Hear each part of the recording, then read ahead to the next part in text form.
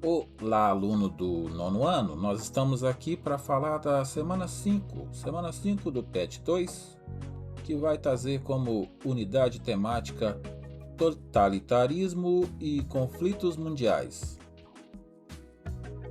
Como objetos de conhecimento, os conteúdos, nós vamos trabalhar o mundo em conflito, todas essas questões no geral dos conflitos, principalmente a Primeira Guerra Mundial, a questão palestina, a Revolução Russa, a crise capitalista de 1929. O tema: os desdobramentos da consolidação do sistema capitalista, conflitos e crise. E logo de início já vem a saudação: meu caríssimo discente, meu caro estudante. Nessa semana você vai identificar, comparar e analisar a construção do capitalismo a partir da Europa e os desdobramentos para a configuração da primeira metade do século XX. Veremos também que a consolidação desse sistema capitalista foi crucial para o desenvolvimento tecnológico no final do século XIX. Desenvolvimento de várias nações europeias. Vamos ver também que esse desenvolvimento tecnológico foi também responsável pela dominação e exploração europeias dos continentes latino-americano, asiático e africano. Todo esse desenvolvimento tecnológico, esse desenvolvimento capitalista, culminou na Primeira Guerra Mundial e, posteriormente, o sistema se esgotou e resultou na crise de 1929. Veremos também a reação a esse capitalismo, já que nesse momento a teoria socialista foi abraçada pelo operariado russo, que capitaneou uma revolução que marca a história recente e tem reflexos na construção política, econômica e identitária de todas as nações do globo. O nosso texto norteador, ele será composto de quase 3 páginas. O seu título é Capitalismo e Imperialismo, a riqueza europeia e suas consequências para os anos iniciais do século XX. Pois começamos o texto, o capitalismo se consolida no continente europeu em várias nações por volta dos anos 1850. É o momento em que também nações como os Estados Unidos, ainda com vários problemas internos, também se estimula a consolidar esse sistema socioeconômico. Em busca de matéria-prima, mercados consumidores e regiões para investir e despejar o capital excedente e, consequentemente, aumentá-lo, as principais nações da Europa se lançam numa corrida de domínio, expropriação e tratamento violento de regiões e povos, tanto da África quanto da Ásia. Esse acontecimento é chamado de neocolonialismo, também conhecido por imperialismo, pois para essa exploração havia uma justificativa, a de levar o modelo civilizatório europeu, ou seja, industrialização, cristianismo, raça branca, levar tudo isso para os povos primitivos. Os europeus e, posteriormente, os estadunidenses e japoneses conquistaram territórios e exploraram os recursos naturais e povos dessas localidades. Esse primeiro parágrafo, em resumo, ele vem nos dizer o que é o imperialismo e toda essa situação que ocorre um pouco antes da Primeira Guerra Mundial.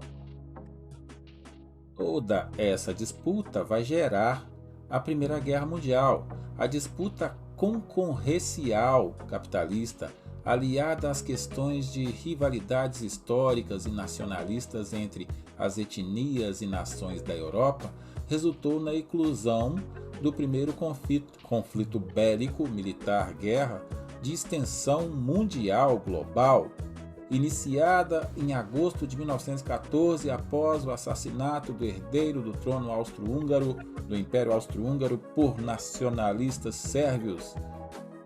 Essa nacionalidade era dominada pelos austro-húngaros. A Primeira Guerra Mundial se estendeu por 4 anos.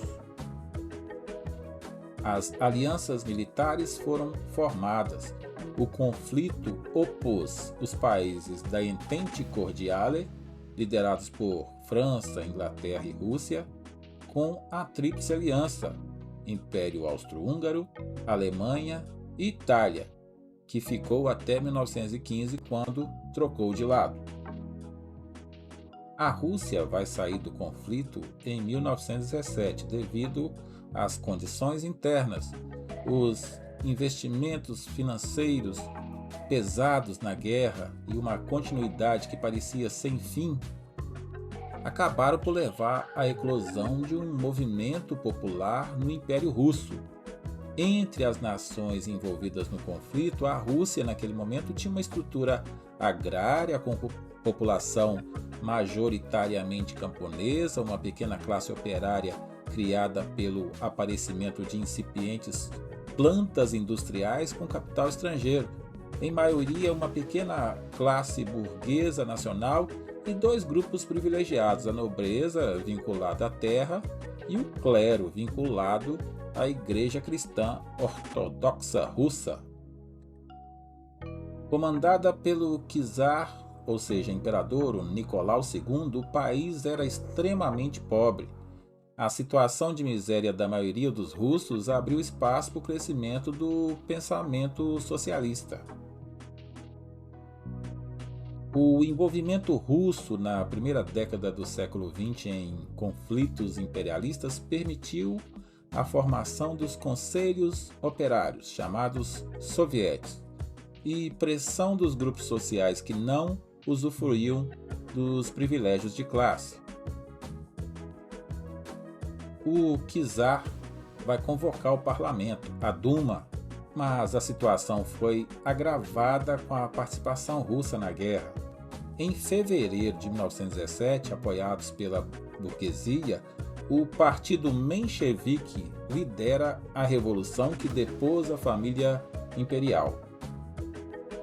O povo solicitou então a esse partido menchevique, que assumiu o comando da Rússia, solicitava a saída da Rússia da guerra, mas acordos diplomáticos foram mantidos.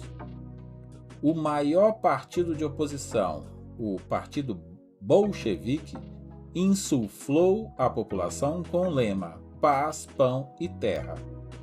Em novembro do mesmo ano, os bolcheviques tomaram o poder e iniciaram a implantação do socialismo no país. Uma das primeiras medidas dos bolcheviques foi negociar a saída da Rússia da Primeira Guerra Mundial. Então nós vimos aí a presença de 2 partidos, bolcheviques e mencheviques. Os mencheviques assumem o poder provisoriamente, mas são derrubados depois pelos bolcheviques, que vão retirar a Rússia da guerra. A Revolução Russa foi a primeira revolução socialista bem-sucedida e marcou a história do século XX, pois, a partir desse movimento, a experiência de um governo popular e da classe trabalhadora será exemplo para a classe operária e seus movimentos por direitos trabalhistas nas outras nações do mundo. Nesse mesmo ano, 1917, o ano que a Rússia saiu da guerra, os Estados Unidos entraram no conflito. Ao lado de ingleses e franceses, esse país, os Estados Unidos, auxiliou na derrota final da Alemanha. O presidente dos Estados Unidos da época, o Woodrow Wilson, vai propor um acordo de paz, mas ele não vai ser aceito pelos aliados. Após a rendição alemã, Inglaterra e França impuseram uma paz humilhante ao país. A Alemanha se vê humilhada pelo Tratado de Versalhes o que para muitos historiadores, em conjunto com outros fatores, foi um dos vários motivos para o revanchismo alemão que culminou na Segunda Guerra.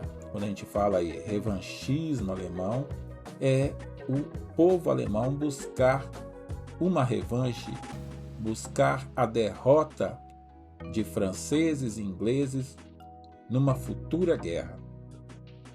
Após o fim da Primeira Guerra, a Rússia foi se isolando cada vez mais das nações europeias por sua adoção a um sistema socioeconômico diferente.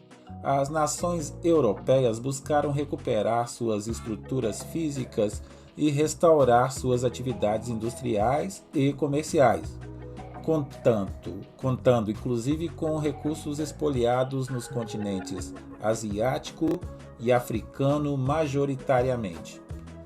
Porém, Itália e principalmente a Alemanha tiveram ao longo do século ou da década de 1920 uma recuperação muito difícil, o que ocasionou o aparecimento e o fortalecimento de ideias nacionalistas reverberadas pela ideologia totalitária e também pela ideologia nacionalista.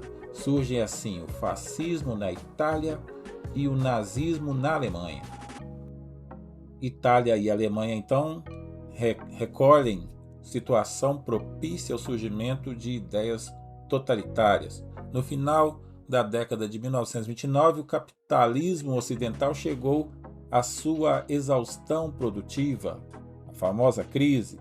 O pós-guerra, marcado pela recuperação econômica de França e Inglaterra e pela hegemonia econômica dos Estados Unidos, acabou desencadeando uma crise de superprodução industrial e agrícola. Sem conseguir vender seus estoques e também o movimento especulativo na Bolsa de Valores de Nova York em outubro de 1929, inicia-se nos Estados Unidos uma crise sem precedentes na história do sistema capitalista. Rapidamente as indústrias ficaram sem condições de se manterem, demitiram em massa e a população desempregada não conseguia honrar as suas dívidas. A crise de 29, portanto, é uma crise gerada, entre outros fatores, pela superprodução. Os Estados Unidos que financiavam, os Estados Unidos que mantinham a Europa destruída pela guerra, de repente se vê numa situação em que não é necessário mais à Europa a aquisição dos seus produtos. A crise iniciada nessa nação rapidamente atingiu diversas outras nações do planeta que contavam com o investimento de bancos e empresas estadunidenses. Essa crise atinge o mundo todo, ela começa nos Estados Unidos, mas atinge o mundo todo, atinge inclusive o Brasil. Para o Brasil, as principais consequências da crise de 29 foram redução drástica na exportação de café, que era o nosso principal produto, provocando aí um estoque gigantesco do produto, ou seja, teve que guardar muito esse café. Precisou inclusive serem queimadas toneladas do produto para tentar manter o preço de mercado do mesmo devido à sua alta oferta. Posteriormente, com o incentivo da industrialização nacional e também a paralisia do produto industrial na Europa e nos Estados Unidos, essa foi a saída para acessar bens de consumo pela população brasileira. Qual foi essa saída? A produção nacional. O Brasil se viu numa crise tamanha que teve que desenvolver a sua indústria nacional. Isso também coincide aí com as vésperas da Revolução de 30, que vai trazer Getúlio Vargas ao poder, o maior incentivador até então da nossa industrialização. Finalizando, na seção Para Saber Mais, você pode acessar um infográfico sobre os 100 anos da Revolução Russa, que foi completado aí em 2017. Foi acessado aí em 22 de março de 2021. Você pode acessar o link. Leia também uma reportagem sobre as consequências da crise de 29 para a ordem política no Brasil, também acessado em 23 de março de 2021.